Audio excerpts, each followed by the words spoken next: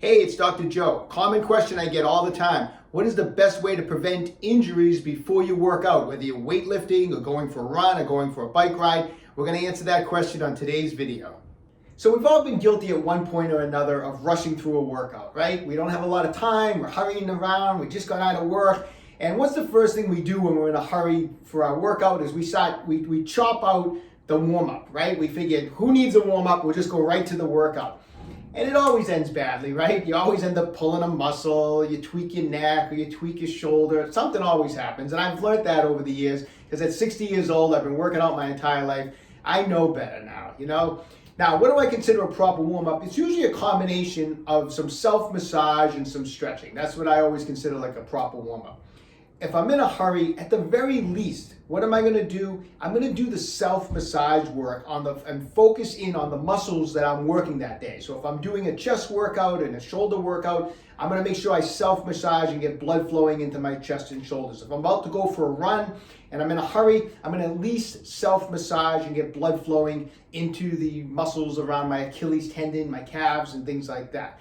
Stretching, I'll try to get a little light stretching in, or you can always do some stretching later when you have some time. But the main thing we want to do is make sure that we do some self-massage on those muscle groups, and that's what we're going to demonstrate today.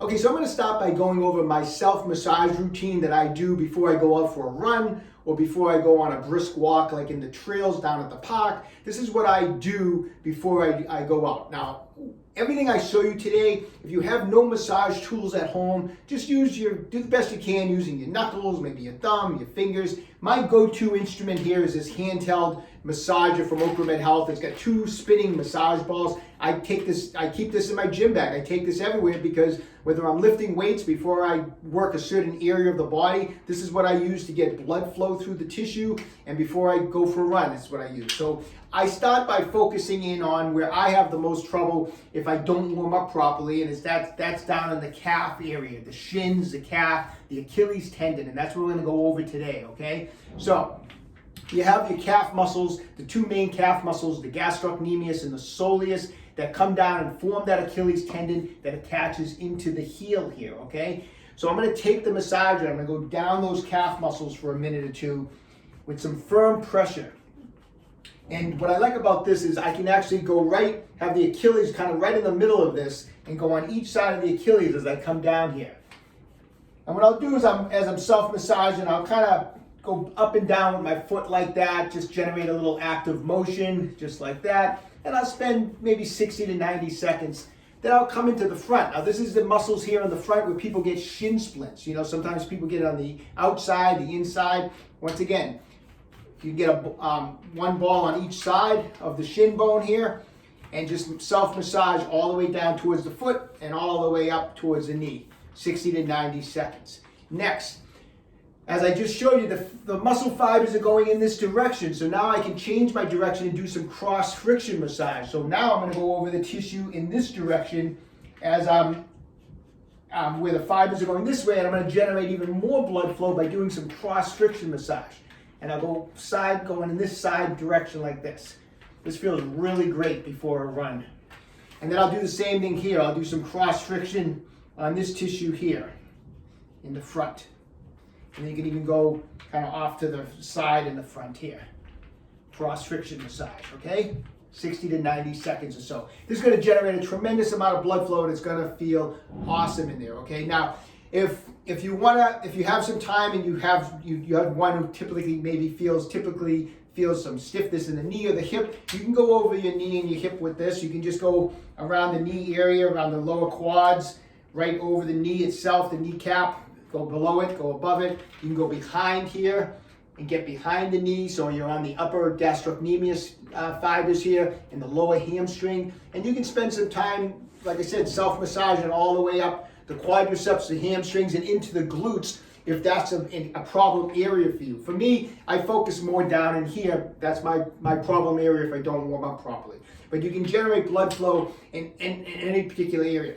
Now let's talk a little bit about how we can generate some blood flow doing some self-massage, say on a day I'm about to do a chest workout. Okay, now I want to share with you what I do before a chest workout or a chest and shoulder workout. I do not touch a weight. I know better at my age. I do not touch a weight without getting blood flow into this area. This is a common area that we all get injured, our chest, our shoulders. So here's what I do. I take the self-massager. First thing I focus in on is where the sternum is, the breastbone here. You have all your rib attachments coming in through here. They're all attaching, all your ribs. They get a lot very stiff and tight in through here. You got your collarbone on each side, your clavicle on each side that forms the SC joint. You know, when it's time to press, this area has to be able to open up so we can do our pressing motions, right? If we're going to do some dumbbell presses or anything like that, we need this area, we need blood flow through here. So this is a key area, right? So I'll take the massager and first I'll go across. I'll go all the way up. I'll get one ball up kind of on that SC joint area and I'll go right across. So I'm going across the sternum and into where the joints connect on each side. So I'm going over far enough so that I hit those rib attachments on each side. So all the way from the SC joints down the sternum and all the way to about the level of maybe where the diaphragm is down here, okay? So I'll come all the way down and then all the way up. After I spend maybe a minute doing that, then I'll turn it. And what I like about this is that each massage ball now is on each side of my sternum and I'm going directly over those rib attachments and I'll go right over the SC joint. And this is an awesome way to get blood flow and loosen up that tightness in here. We get so much tightness in here where the ribs connect. And then we wonder why we get injured when we stretch back to press with weight, with a resistance now. That's why we get injured. So I spend the time, just spend a minute or so just digging through this tissue. After I get the blood flowing through here, now I'll go right out to the rest of the pec. You know, don't forget your pec major attaches to the base of the collarbone, or what we call the clavicle. So go over that area. Get one of these massage balls right underneath the collarbone here. Come all the way out across the pec major. Go way down low and come all the way across. You can even get in here a little bit on the serratus. Right here underneath the pec here. Right through here where the serratus is. Get right on that. And then come right across this way, okay? When you're done with that after a minute or so, I'm not spending an hour doing this, just a couple minutes, and a minute here, a minute there. Now go across the front of the shoulder here. We have our two bicep tendons, our front delt, common areas that we get injured. Go do some cross friction right over that. Go back and forth over the front of the shoulder for about a minute, and then go right over the side delt here. Go right over it. Now what I like to do sometimes too is do some active motion as I'm going over the front and side delt, is now I'll internally rotate as I push this way and externally rotate as I come this way. Internal, external, internal, external. So I got some active motion going as I'm self-massaging. And that's it. I mean, and then I'm ready. I'll do maybe a warm-up set, and maybe between one warm-up set to my second warm-up set, because I usually do a couple warm-up sets, I'll quickly run over that again in between warm-up sets. So I make sure there's a ton of blood flow before I put any significant amount of weight, whether I'm bench pressing, barbell bench pressing, or dumbbell pressing. I make sure there's a ton of blood flow in there, and it really helps prevent injury. So anyways, best of luck to everybody. I hope that helps. Stay young, train hard.